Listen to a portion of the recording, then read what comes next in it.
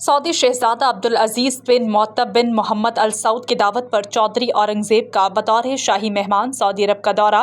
Chairman الکبیر town Chaudhry Aurangzeb کی جانب سے سعودی شہزادے کو پاکستان کے دورے کی دعوت۔ سعودی شہزادے کی جانب سے دعوت قبول کر لی گئی۔ جلد پاکستان کا دورہ کرنے کا فیصلہ۔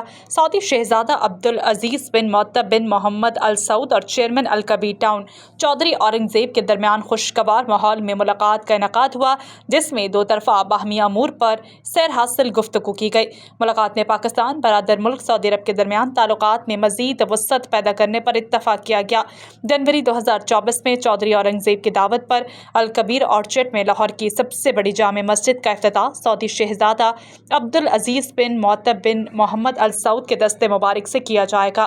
چودھری اورنگزیب کو سعودی شہزادے کی جانب سے جنوری میں پاکستان کا دورہ کرنے کی یقین دہانی کروائی گئی ہے۔